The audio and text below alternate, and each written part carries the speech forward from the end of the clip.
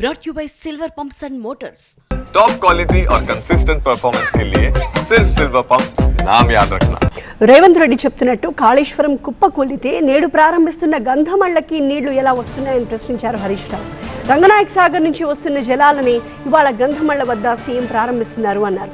2 pillars కూలితే 2 నెలల్లో బాగు చేసే అవకాశం ఉన్నా కాళేశ్వరంపై తప్పుడు ప్రచారం చేస్తున్నారని ఆరోపించారు. అంటాడు రేవంత్ రెడ్డి, కాళేశ్వరం కుప్పకూలింది అంటాడు, అయిపోయింది కాళేశ్వరం అంటాడు. మరి కాళేశ్వరం లేకపోతే గంధమలకు నీళ్ళు ఎట్లా పోతాయి? ఇలా పోయిండు, ఆడికి పోయిండు.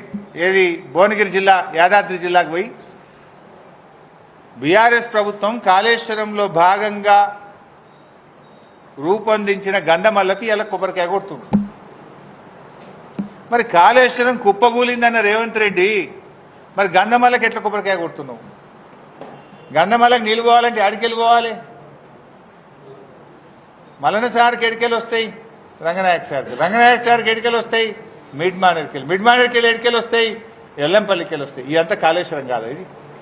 మరి కాళేశ్వరం కుప్పకూలింది, 1,00,000 కోట్లు పోయినాయని రోజు పొద్దుగాలు వేస్తే వేస్తావు కదా. మరి కాళేశ్వరమే కూలిపోతే గంధమలకు నీళ్ళు ఎక్కడియో రేవంత్ రెడ్డి చెప్పాలి ఇవాళ సమాధానం. అంటే నువ్వు చెప్పేదన్నా అబద్ధం కావాలి. నువ్వు ఇంతకాలం చెప్పేది అబద్ధం అని స్పష్టంగా అర్థమవుతుంది.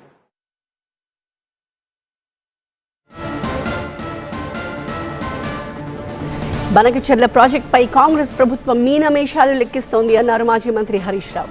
ఏపీ ప్రభుత్వం 400 టీఎంసీల జలాలు తరలించకపోతున్న రేవంత్ రెడ్డి, ఉత్తమ్ కుమార్ రెడ్డి గుడ్లప్పగించి చూస్తున్నారని మండిపడ్డారు. చంద్రబాబుని చూస్తేనే తెలంగాణ మంత్రులు భయపడుతున్నారని ఆరోపించారు.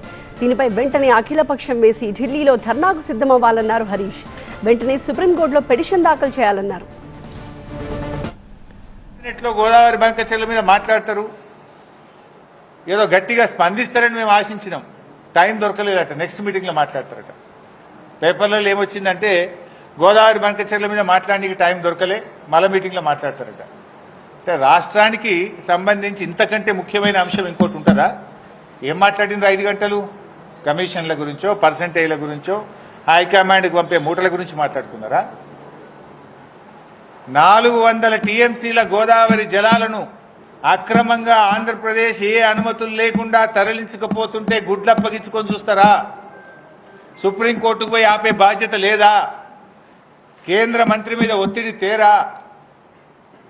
నీతి ఆయోగ్ మీటింగ్లో ముఖ్యమంత్రి ప్రధానమంత్రిని ఎందుకు ప్రశ్నించలేదు? మేము సూటిగా అడుగుతా ఉన్నాం.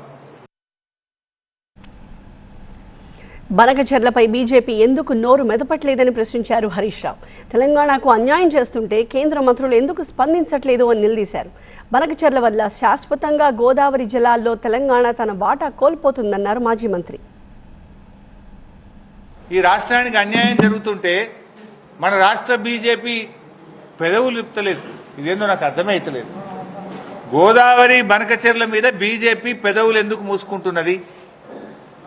చీటికి మాటికి ఒంటికాలు మీద లేసే బీజేపీ నాయకుల్లారా, బీజేపీ కేంద్ర మంత్రుల్లారా, గోదావరి బనకచెర్ల మీద మీ పెదవులు ఎందుకు మూసుకుంటున్నారు?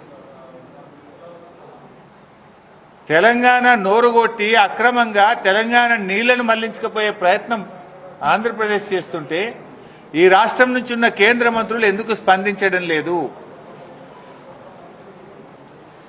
ఇలా ఈ రాష్ట్ర ప్రయోజనాలు బీజేపీకి పట్టవా?